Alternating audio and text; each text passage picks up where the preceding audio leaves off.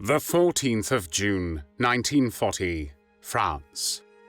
After 5 weeks of fighting, German troops enter Paris, and the capital of one of Europe's most powerful nations falls under Nazi occupation.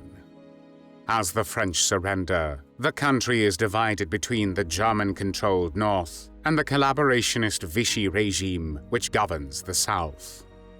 The occupation transforms daily life across France. Resistance fighters are hunted, political opponents are arrested, and Jews are subjected to increasingly harsh restrictions. Across France, fear, uncertainty, and repression become part of everyday existence.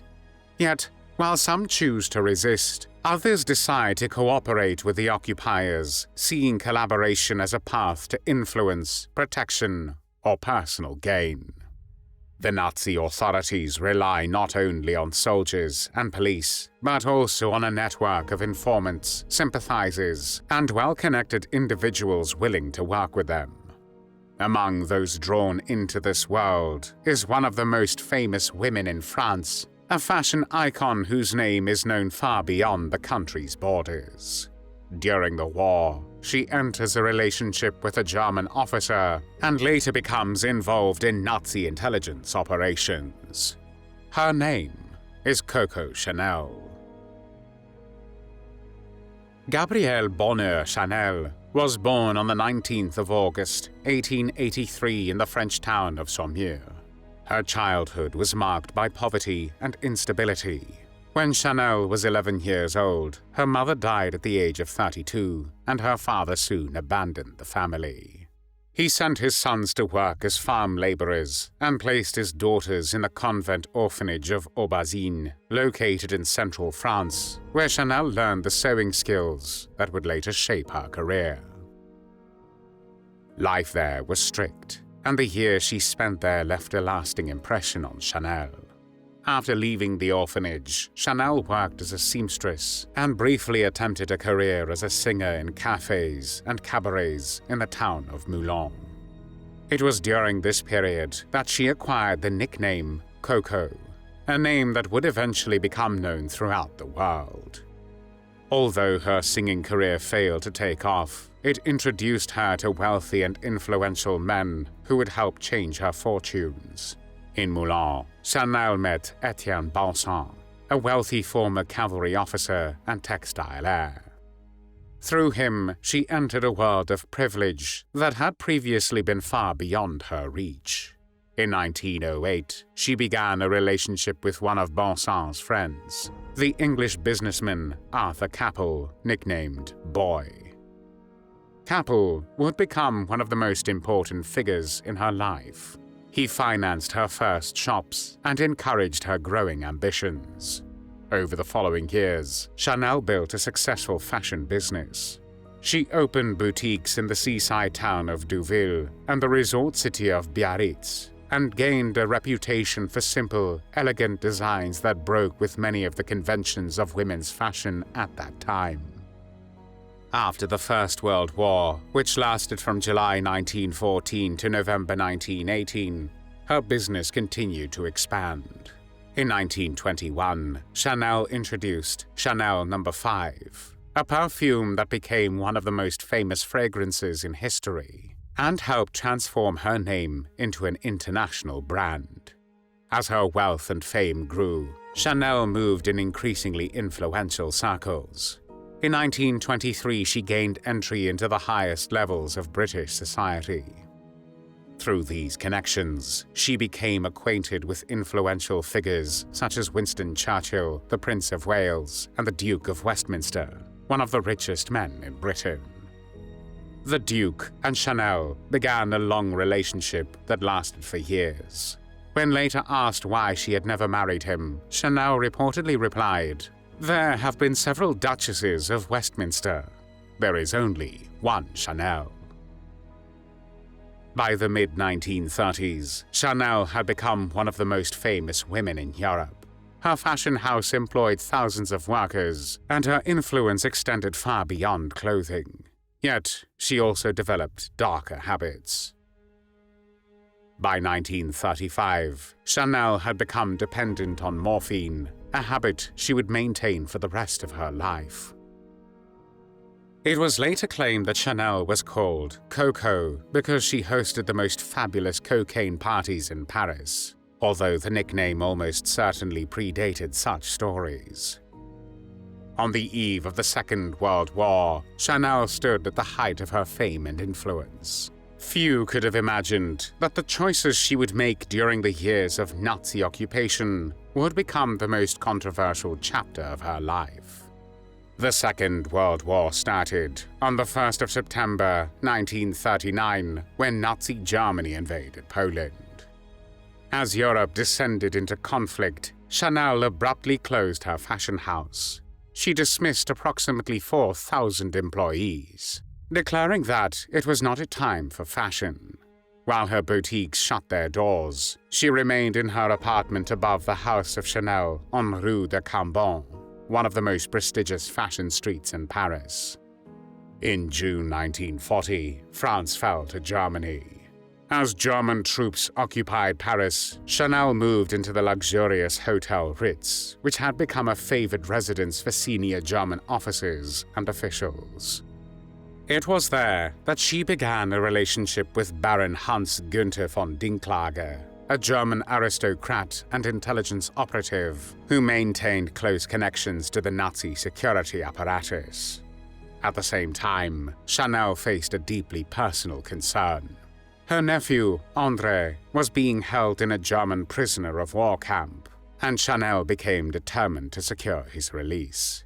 It is believed that securing André's freedom was the original motive behind Chanel's collaboration with the Nazis.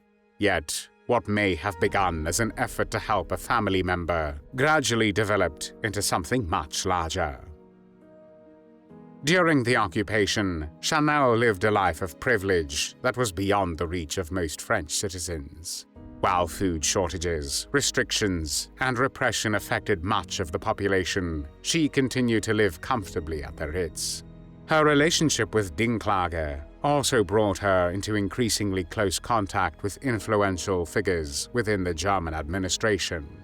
The occupation presented Chanel with another opportunity. Since the 1920s, the highly successful perfume Chanel No. 5 had been produced by the French company Parfums Chanel, which was controlled largely by the Jewish Wertheimer family. Although the perfume bore her name, Chanel owned only a 10% stake in the company. Chanel had long been dissatisfied with the arrangement, believing she deserved a much larger share of the profits generated by her creations. The anti-Jewish laws introduced under the Nazi rule appear to offer a solution. On the 5th of May, 1945, Chanel wrote to the authorities responsible for administering Jewish-owned assets. Arguing that Parfums Chanel remained the property of Jews, she sought to gain sole ownership of the company. In her letter, she complained that the profits she had received were disproportionate and requested that the authorities correct what she considered an injustice. Chanel's plan failed. Anticipating German measures against Jewish businesses, the Wertheimers had already transferred control of the company to a trusted non-Jewish associate before the occupation. As a result, the German authorities could not simply hand the business to Chanel. Despite her efforts, control of Parfums Chanel remained beyond her reach. During the war, she worked with the German intelligence and participated in operations connected to the Nazi security apparatus. Declassified documents later identified Chanel under the codename Westminster, a reference to her former relationship with the Duke of Westminster. One of the most remarkable episodes occurred in 1943. By this stage of the conflict, Germany's military situation was deteriorating.